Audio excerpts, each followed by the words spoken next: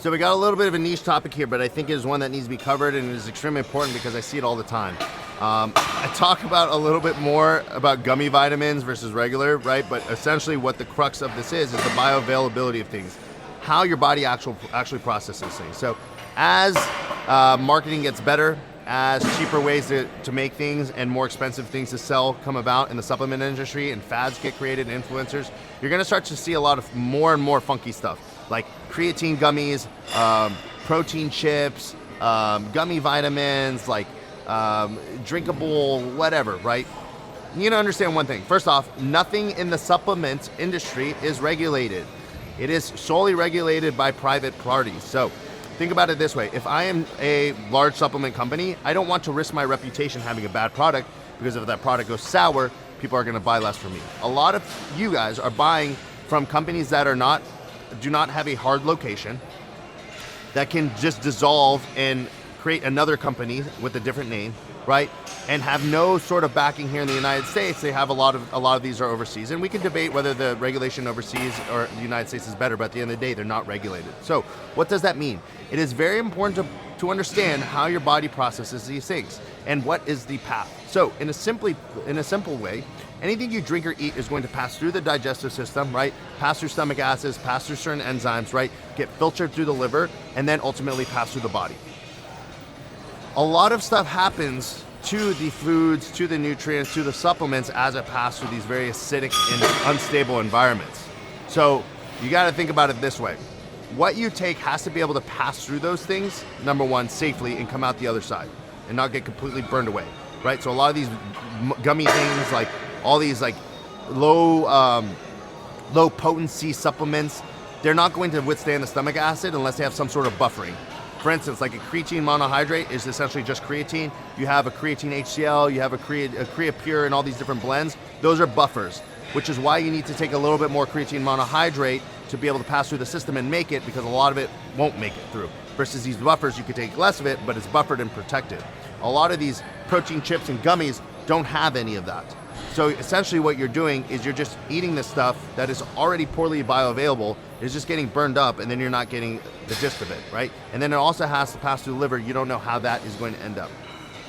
The point of what I'm trying to say is that yes, it may be very easy and convenient for you to take a gummy vitamin, for instance, like a gummy apple cider vinegar instead of drinking apple cider vinegar itself. But you're shooting yourself in the foot. Not only are you paying more for that because it is likely more expensive because of the convenience, you are getting a lot less out of it, and your body is not getting the benefits of it. And ultimately, a lot of you guys are taking these things to fix deficiencies. So you're not really understanding that things are working. For instance, if you take a vitamin D gummy and that thing is just getting burned through your digestive system and not getting allocated quickly, and you have a vitamin D deficiency, you're going to continue to have bone and muscle turnover and not even know it. And you're like, hey doc, I'm taking my vitamin D. I'm taking my vitamin D. And they're like, oh, well, show me which one it is. And to tell you the truth, your doctor probably wouldn't know the difference between a gummy or not.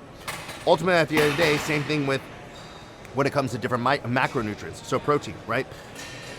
Cooking a protein, right? For instance, like cooking an egg actually makes it more bioavailable than drinking it raw. So if you look it up, I think about 70% of the protein, if you take it from an egg white just straight from the carton, is going to be 70% of that is going to be utilized versus the full if it were cooked, right? So understanding how proteins are natured and denatured as the cooking process happens is important.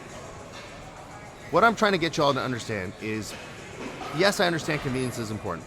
Yes, I understand that there's different things, and sometimes it's about getting it done. But paying attention to how you're consuming these and getting caught up in these gimmicks is a very important way for you to be able to get the most out of what you're spending your money on and time on without getting tripped up.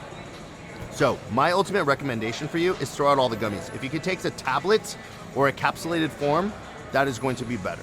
Food is always going to be the ultimate source of getting the nutrients and pieces that you need if it fits into your diet, okay? Second is going to be, don't get caught up into anything that's called low calorie or protein. Like, sure, you can have things that have high protein or low calorie on the label, but you gotta understand, like, let's be honest, do you think you're really going to get quality protein from a chip that has sprinkled protein powder flavor on it and baked into it?